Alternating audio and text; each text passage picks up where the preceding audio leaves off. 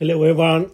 Welcome to my Christmas special Captain Future Jedi greetings. So this is gonna be just me giving a lot of thought about the year past and what's going on in my life and in society. Hello, Berdola.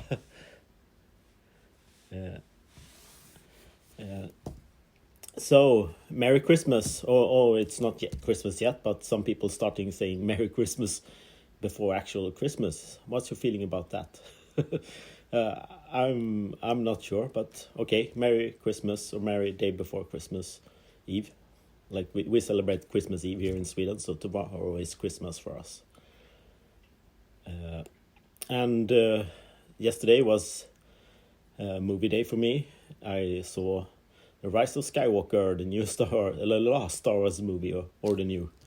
And just like the other three in the new trilogy, I didn't like it. There's no story, there's no hero's journey, and there's no great learnings of the Force and things like that. What it actually is to be a Jedi. There's like nothing of that. What I'm looking for in a movie like this. So I actually like Rogue One better and the original trilogy and somewhat the second trilogy.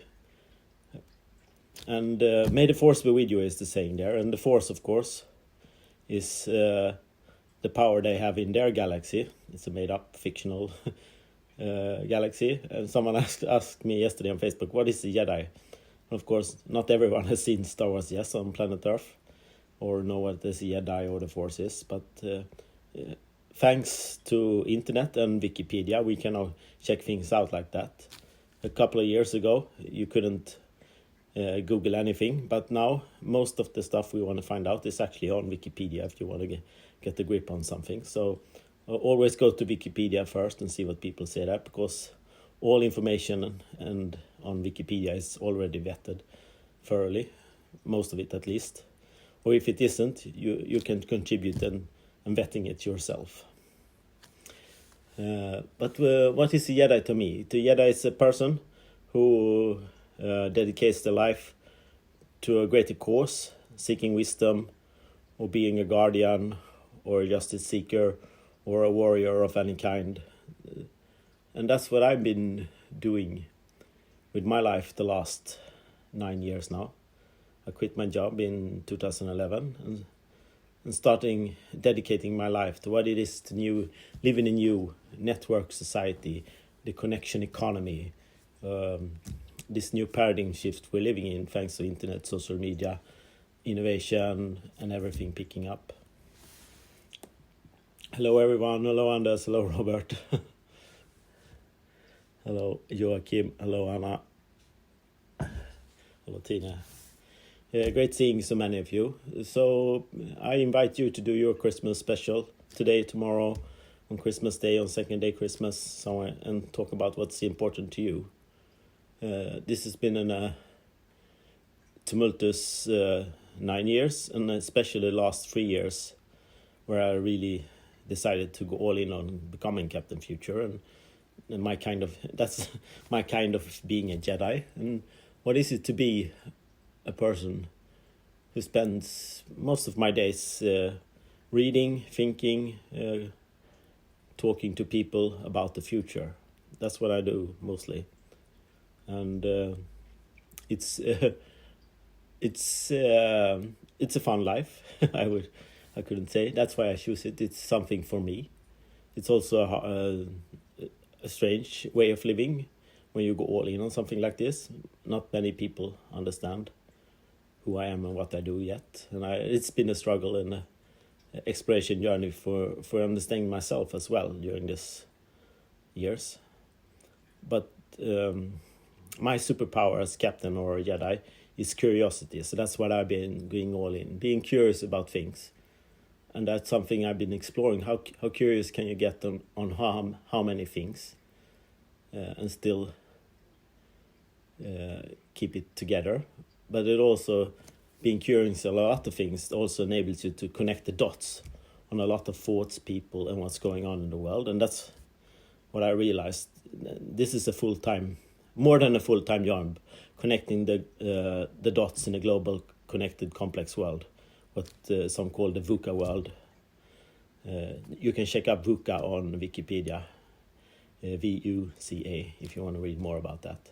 But and as I realized that nobody is really doing it full time, and if it's more than a full-time job and nobody's really doing it full time, that I do, we should create more jobs that actually do this, because I can see the need of connecting what's going on in a complex world.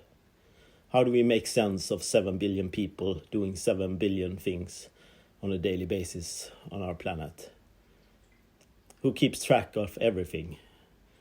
How do we make sense? How do we become wise and learn from each other, so we don't have all 7 billion of us has to make the same mistakes over and over again? And that's what humanity has been doing for hundreds of thousands of years.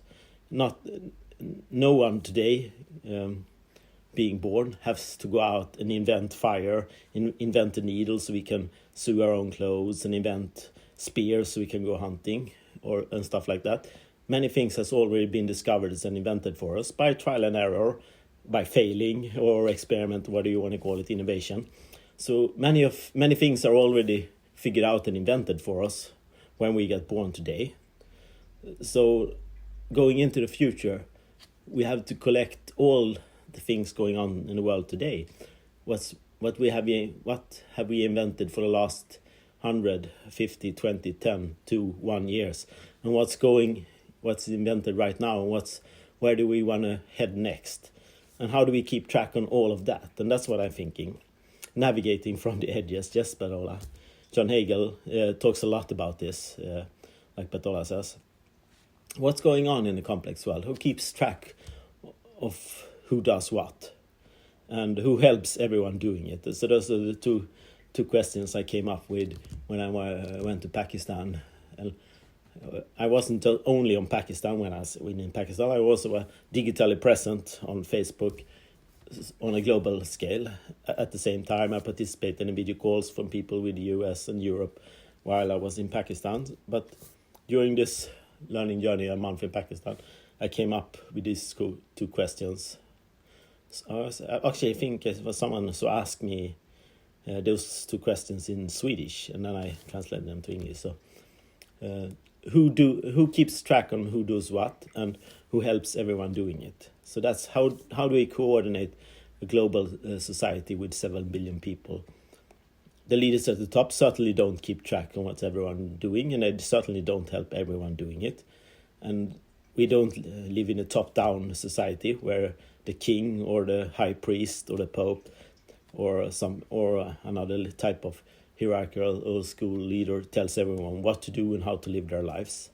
So that's not going on anymore.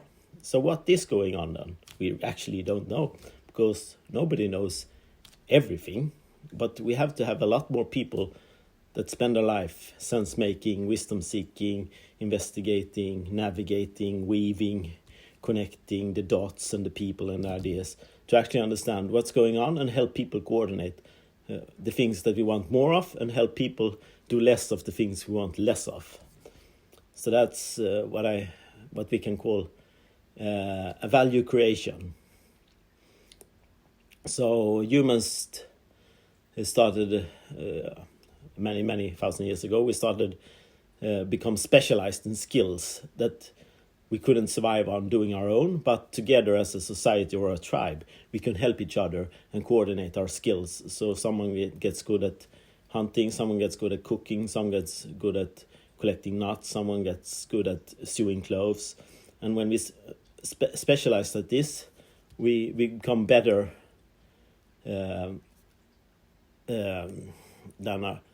we create more than we can consume each other, and we start trading or helping each other in a tribe or a society or a village, stuff like that. And then we have what we call a society, where everyone creates surplus value that we can share with others, and in turn get surplus value from others. So in this process, there are three things we humans do as a society. We create value for ourselves and for others. This can be social value, physical value, food, clothing, services, or product or services in the modern society. And we also consume the value other creates for us, their surplus.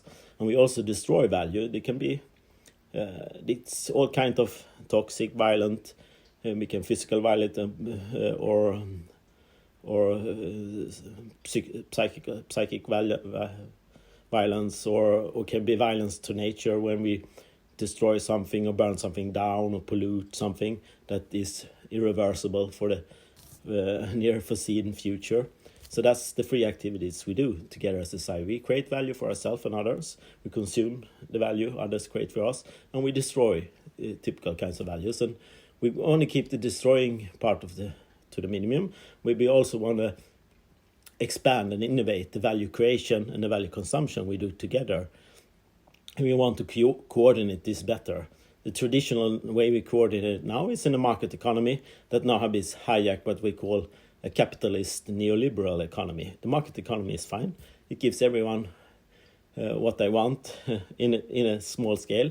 But in a global scale today, it's not working at all because it destroys too much value for ourselves and the planet we live on. And we have to coordinate and prevent as much value destruction as possible. And we have to increase the value production we do for each other, the product and services. Most of us do this in privately owned companies. That is a story in itself. I won't go into that, but that's the way it's been organized for a short while. I don't think it's going to be that forever, and it certainly haven't been so for the last 40,000 years in our society. So this is a new invention that is a temporary solution, how we coordinate value production for each other.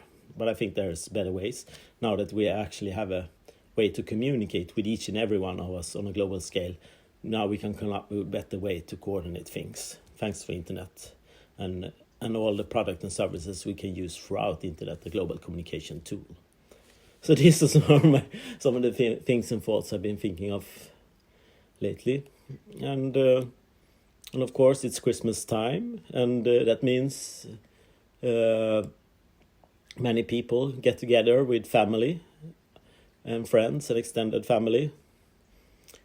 And humans shouldn't be alone. We are not evolved to be alone. We have been evolved to be together for the reasons I just explained, and also like all many of the human needs we have today, they're so deep.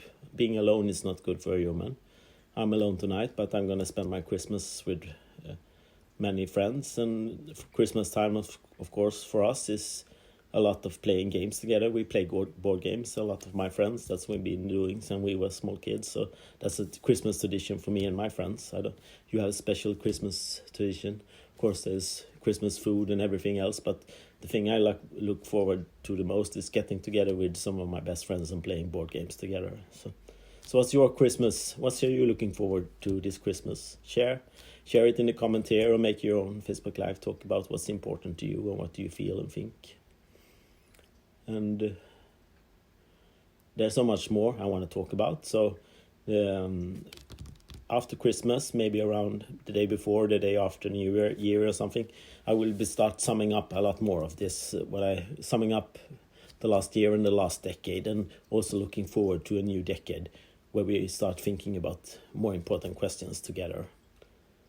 So that's going to be a series for me, and Bartola's going to join in any way he can, and he's doing his project for the whole next year. Contact Bartola if you're interested in see what we can do. Otherwise, do together. So, yeah. So being a Jedi, being the Jedi I am,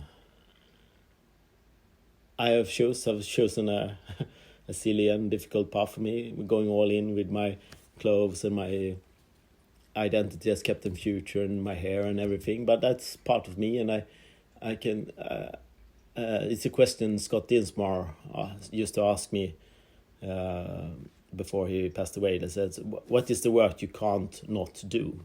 And this is the work I can't not do. I can't not be Captain Future, or I could, but I choose not to not be it, because this is how I complete myself. This is how I easily go into flow state and become very productive and energized, and my brain spins up when I talk and do things like this. So that's why I do this. So that's the answer to that question. So that's the answer, guiding question you can answer yourself. Hello, Rian. What is the work you can't not do? And in that, I did a video course when I went to Rihan's home in Karachi, in his studio, a video course on Udemy that's out now, that's called How to Discover Yourself. And when you say that, it's not a traditional sense when many people talk about how to find your passion or how to find yourself. How to discover yourself is actually an active, constructive journey of actually creating the life you want by designing everything around you and what you do, both the people you spend time with, the ideas you spend time with, the places you go, and the things you do. And if you're more interested in this, I can really recommend a good book for this now. This is a very good, very short book you can read around Christmas called The Path with Michael Pewitt, where he discusses a lot of this and he goes into Chinese philosophy around this as well. So I can really recommend that. There's a good talk from 2016. I will link to it afterwards, when he talks at Google, Michael Pewitt. Merry Christmas, everyone. Merry Christmas, Rian. So how do you design your life? There's a course on Stanford that actually applies design thinking on your life. I started reading that book, and that's not for me. I don't apply structured methods and design thinking on my life. I'm not that type of person, but if that works better for you, you should look into that. That's a good how to design your life or something. I find a book for you if you're interested in more a design process of your life. But I'm a more of a holistic way of thinking about my life. So when I discover my life, I can go around in circle in different topics and connected threads inside myself and all the things around me that excites me and makes things go around in the way I see the world.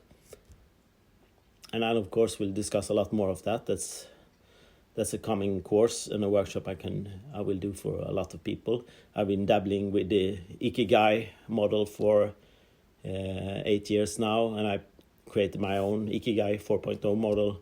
Started doing that 4 years ago when I thought the Ikigai thinking was something that was itching me about the simple Venn diagram model, and I found out that it's not the actual Japanese model. This is just a Western interpretation of the Japanese mindset of Ikigai, how to find your purpose and meaning in life, or discover or design it, whatever word or verb you want to use in this process.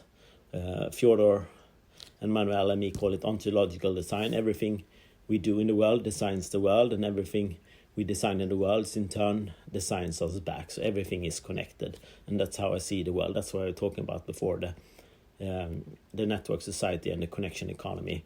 And there's a really interesting book I really recommend it to a lot more people if you're interested in that. It's called The Seventh Sense. How do you develop a seventh sense of understanding how things are connected in a connected world, where the number of connection are increasing every day. More stuff going on, more things happening that affects each other. So the world becomes more complex for every single day. Not every single day, but it keeps speeding up. Many people are talking about the speed of change and shaking up and everything that's going on in the world. So, and that comes back to the original question: who knows who does what, and who helps everyone doing it? And that's what I want to do as a Jedi and a captain, and using the force we have here on Earth, whatever that is.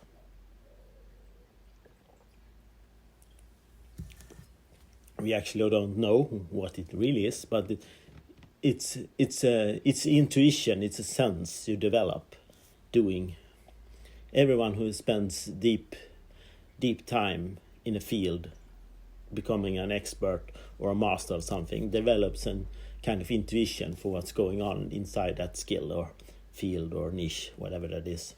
So that's what me and Bertola are doing in a connection. Well, I'm in my home in Sweden, in Halmstad, West Coast, so this is my home. My apartment. I won't show you the floor because there's a lot of stuff on the floor. I'm sorting my apartment out right now and all the important stuff in for Christmas. wrapping gifts and everything. But this is my apartment, so. But that's what's going on. So that's what I'm spending deep time in developing an intuition for what is a connection society. So. And we can of course quote I don't remember the guy name, but the 10,000-hour rule. That was also a arbitrary made up number, but the idea about it is if you spend much time on a subject and actually spend that time wisely and smartly, so you actually learn something by the time you're doing it, you become an expert in your field or your niche. And that goes for any work or athlete or artist or musician or whatever you do. You have to spend time on it, but you also have to spend the time wisely. So that's what I've been doing. I spend a lot of time thinking about this connected society, and I try to spend it as wisely as possible by reading the right books, listening to the right podcasts, going to the right events, meeting the right people, doing reflections. Like videos like this is a reflection for me. So I'm actually, by doing this video, I interact with you, but I also interact with my own thoughts on this subject. Every time I do a video like this, we co-evolve the field of knowledge in this area, and that's what I recommend to you. Also, do a Facebook Live or what you're dedicating your life to, what you're doing, digging deep into. So it also becomes an interactive process of you doing that. There's a lot of people watching tonight, so Merry Christmas, everyone.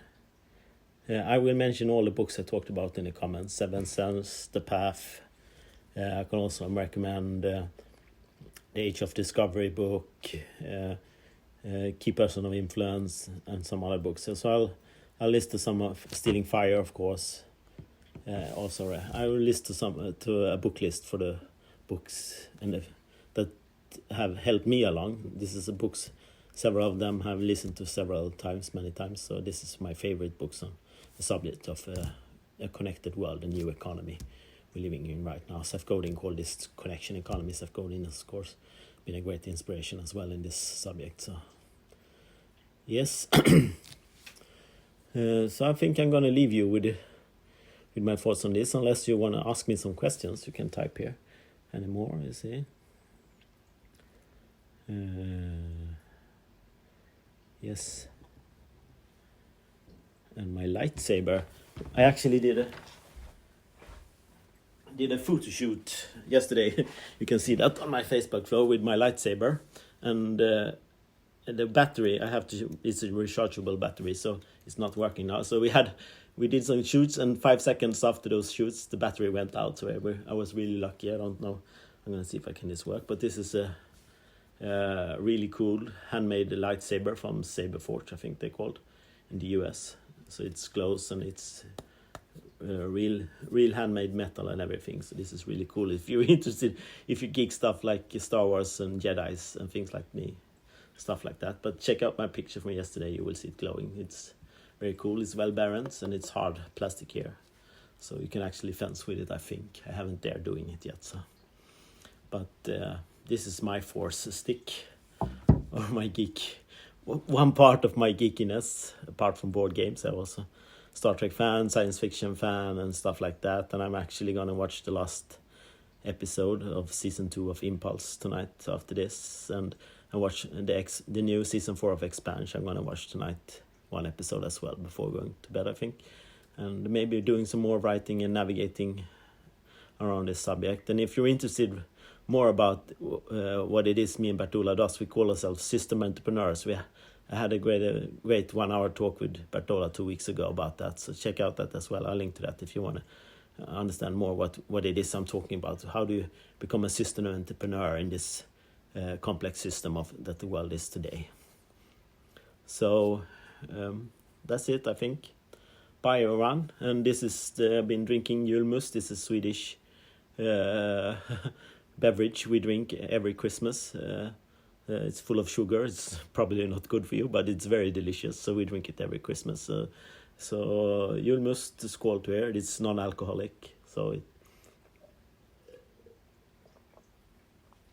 great seeing so many of you tonight. Lovely. And I recommend you do your Christmas special. Talk about things you love, what's important to you. I'll try to catch up and join your Facebook Live as well, whenever they are. So bye and Merry Christmas, everyone.